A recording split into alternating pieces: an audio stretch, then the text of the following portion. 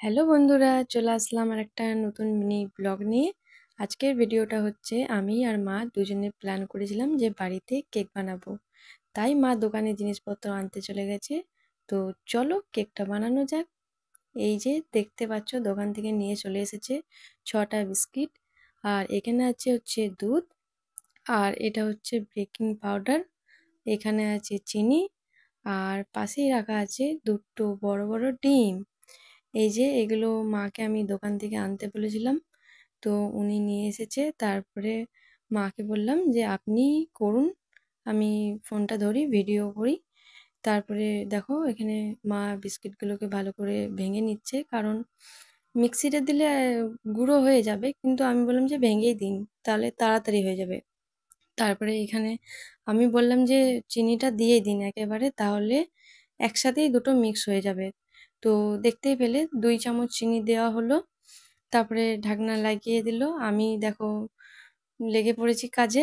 আমি ভাবলাম যে তাহলে আমি বিস্কিটগুলো গুঁড়ো করে দিই, আর আমি একটু হেসেও নিলাম। তারপরে দেখো আমার বিস্কিট গুঁড়ো করা হয়ে গেছে। তারপরে আমি মাকে বললাম এটা আপনি মাখিয়ে নিন। তো এবারে দেখো ওটার মধ্যে অল্প করে দুধ দিচ্ছে, দেন মাখাচ্ছে। একেবারে পুরো দুধটা দেয়নি, তার কারণ তোমরা জানোই যে পুরো দুধটা দিয়ে দিলে মানে পাতলা টাইপের হয়ে যাবে, সেই কারণের জন্য অল্প অল্প করে দুধ দিয়ে মাখাচ্ছে। আর আমি এদিকে ডিমও দিয়ে দিলাম।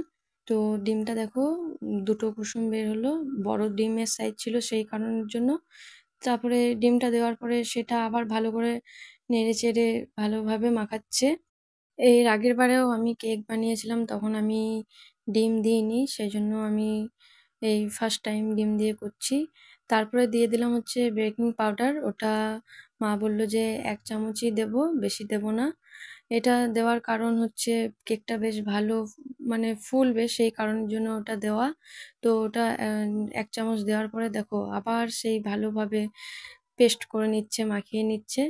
তারপরে দেখো মাখানো এবারে কমপ্লিট, আর আমি একটু নেড়ে চেড়ে তোমাদেরকে দেখিয়ে দিচ্ছি। আমি তো কিছুই করিনি, জাস্ট বিস্কুট গুঁড়ো ছাড়া। তারপরে দেখো এই বাটিটার মধ্যে সাদা তেল ভালো করে 4 সাইডে মাখিয়ে দিল। মাখিয়ে দেওয়ার পরে এটার মধ্যে দেখো ময়দা দিয়ে দিচ্ছে 4 সাইডে ছড়িয়ে ছড়িয়ে। আমি জিজ্ঞাসা করলাম যে ময়দা কেন দিচ্ছেন? তো বলল যে ময়দা দিলে ভালোভাবে তাহলে কেকটা উঠবে যখন কেকটা রেডি হয়ে যাবে। আমি বললাম আচ্ছা। তারপরে পুরো যেই মানে মাখানো হয়েছিল সেটা বাটিটার মধ্যে দিয়ে দিল, আর আমি একটু বাটিটা ভালোভাবে নেড়ে চেড়ে দিলাম যাতে 4 সাইডে ছড়িয়ে যায়।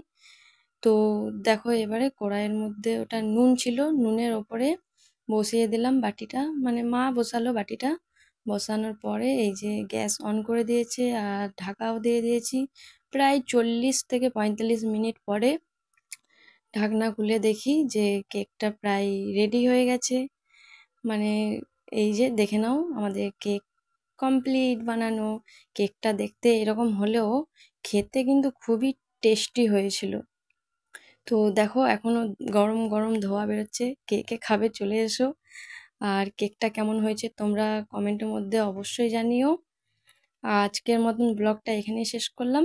নেক্সট ব্লগ নিয়ে খুব তাড়াতাড়ি আসবো। বাই।